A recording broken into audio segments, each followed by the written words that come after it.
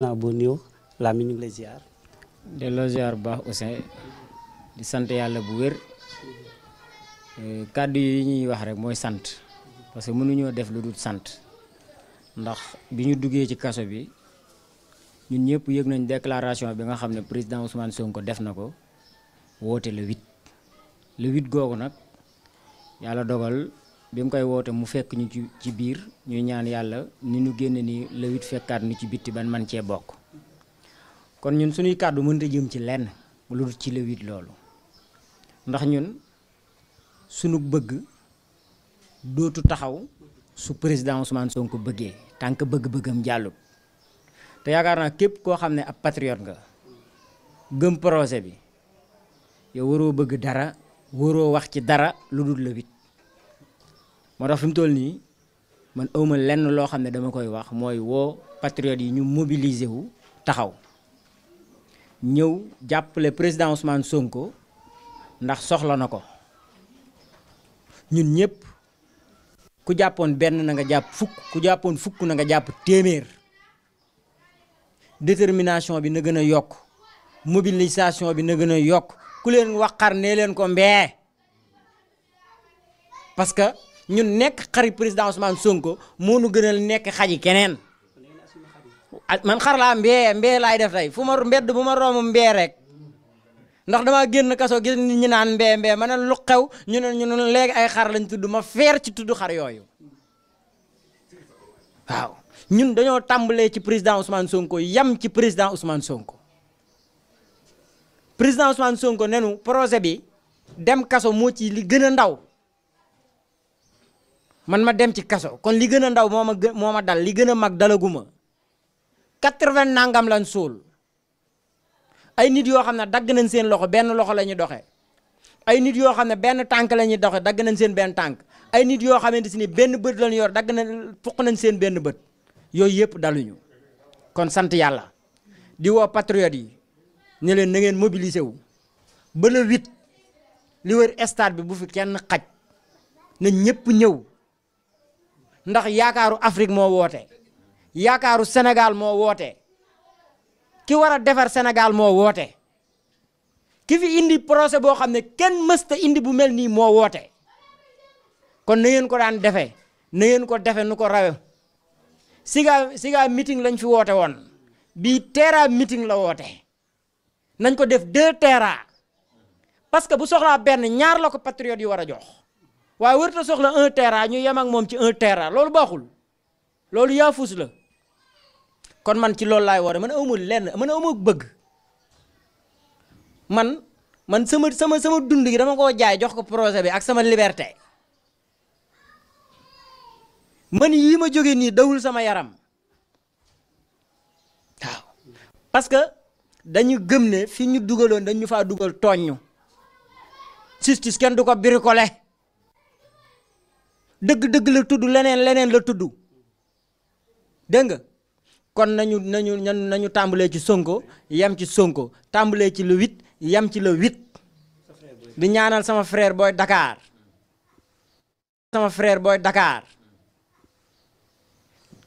wax na ma ne ni ma ko tëddee 1 mois yi ni ñu ko àndee tëdd ko na sa xel dal noonu laa koy tëddee ci 2 mois yi avec fierté mu nekk patriote bu engagé wu nekk nit koo xamante si nii maa ngi moom xamante wuñ ci ay vidéo kese dan daan def vidéo ba pare daje cité kër góor gi di wàcc ci terrain bi moom ci laa ko xamee Fall Paradise ay ñoom Sànqa Robert bi mu nekk jàmbaar nekk patriote kon kooku dañ koy ñaanal suñ borom dimbali ko ba ni mu ko tëddee ci 1 mois yi ñun de lañ fa nekk ak moom suñ xel dal na ndax wane wu di yambar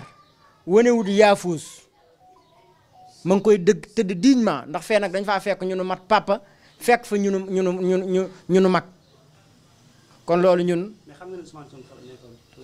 waaw Sonko fa la nekkoon Diomaye fa la nekkoon ñeneen ak ñeneen fa lañ nekkoon te ñeneen ay wàllu yoo nga fa tëdd kon ñi ngi ñaanal booy Dakar suñ borom yàlla na ko yàlla jox xolub muñ di wax patriote yi dama ne bu leen teggi seen tànk nañ continuer jàppale suñu frère booy Dakar taxawu ko 1 mois yàggul ba keroog muy génn di sant yaayu Fatima di sant Serif Ousseynou Laye ci taxawaay bu am solo bi nga xamante si nii ñoom ñi ngi koy def pendant 1 mois ñi sunu ginnaaw di ñu jàppale du ñu taxaw parce que koo xamante si nii dañ laa tëj 1 mois nga gis ko lu mat fukki yoon ci biir kaso bi loolu yombul ñoom ñaar dama leen doon gis nu ma neexee démb ci ngoon gis naa yaayu Fatima bërki démb gis naa yaayu Fatima bërkaati démb gis naa yaayu Fatima kon loolu il faut ma sant ko il faut ma gërëm ko di sant patriote yëpp waaye di sant njabootu président Ousmane Sonko ci taxawaay bi nga xamante si nii defal nañu ko bool bii nekk ci maalu oto bi ñaari bool yi ay ginaar la ko Anna Diamanka sol ba mu fees dell ay ginaar la ko Anna Diamanka sol ba mu fees dell indil nu ko ci kaso bi ñu kontaan ci patriote yëpp kontaan ci waa kaso ba kontaan ci biig dañoo fanaanee bége kon maa ngi sant Anna di sant Khady Kebe waaye di sant Ndey Penda maa ngi koy sant bu baax nga xam ne rakki président Ousmane Sonko la ñooñu suñu taxawee rek day mel ne président Ousmane Sonko moo ko defal boppam di sant sama yaay maire Ndey Ñaan moom Serigne Mbacke Soxna Lo nga xamante si nii bëggul kenn ku dul Seydina Ousmane Sonko boolam bi pendant 1 mois mi ngi ñëw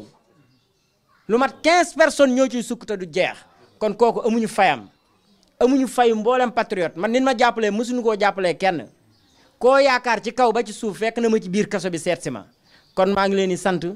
di leen gërëm di ñaanal Boy Dakar bu baax di ñaanal tamit sama benn koo xamante si ni yàlla suñu borom ci biir kaso bi la ma xamanteel ak moom xaw ma ko woon ba ma nekkee ci bitti waaye ba ma demee mu jàppale ma mu muñloo ma natt bi mu encouragé ma di ab sénégalais